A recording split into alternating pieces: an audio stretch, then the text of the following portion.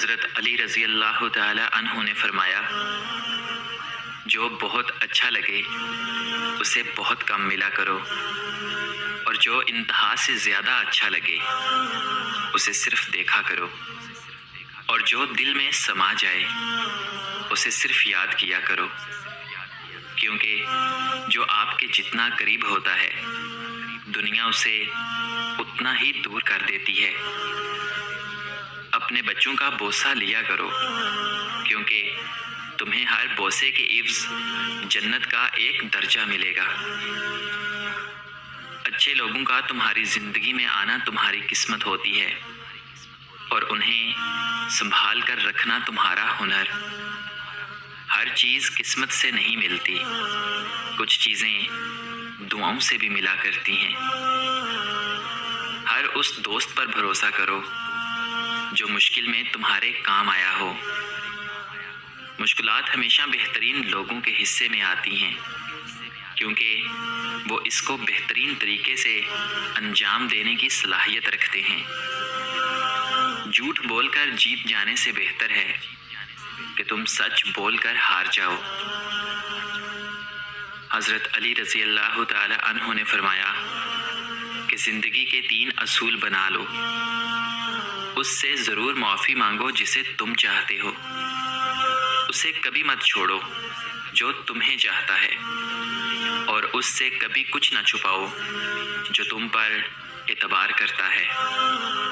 حضرت علی رضی اللہ تعالی عنہ سے کسی نے پوچھا، اگر کوئی اپنا ہمیں بھول جائے تو کیا کیا جائے؟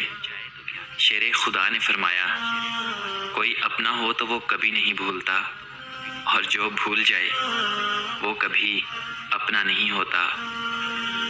عورت تب برباد ہونا شروع ہوتی ہے جب اس کے حسن کی تعریف ایک غیر مرد کر رہا ہو۔ دوست کو دولت کی نگاہ سے مت دیکھو، کیونکہ وفا کرنے والے دوست اکثر غریب ہوتے ہیں۔ مدد کرنا ایک بہت مہنگا تحفہ ہے، اس لیے سب سے اس کی توقع نہیں رکھنی چاہیے، کیونکہ بہت کم لوگ دل کے امیر ہوتے ہیں۔ صبر کی 2 صورتیں ہیں، جو ناپسند ہو اسے برداشت کرنا، اور جو پسند ہو اس کا انتظار کرنا۔ دولت مٹی کی طرح ہے، اور مٹی کو پیر کے نیچے رکھنا چاہیے۔ اگر سر پر چڑھاؤ گے تو قبر بن جائے گی، اور قبریں زندہ لوگوں کے لیے نہیں ہوتی۔ کسی سے محبت کرو تو اسے پاکیزہ رکھو، تاکہ خدا بھی دیکھ کے کن فیکون کہہ دے۔ خدا کے چنے ہوئے لوگ ہی دوسروں کے درد چنتے ہیں، یہ ہر کسی کے بس کی بات نہیں ہوتی۔ محبتوں کی قیمتیں نہیں ہوا کرتی، نہ یہ بازاروں میں بکتی ہیں، یہ تو آہستہ آہستہ پروان چڑھتی ہیں، جہاں من پسند روح ملے وہیں بیٹھ جاتی ہیں۔ جو بار بار ہو جائے وہ محبت نہیں بلکہ وقت گزاری ہوتی ہے۔ محبت تو ایک جگہ ٹھہر جانے کا نام ہے۔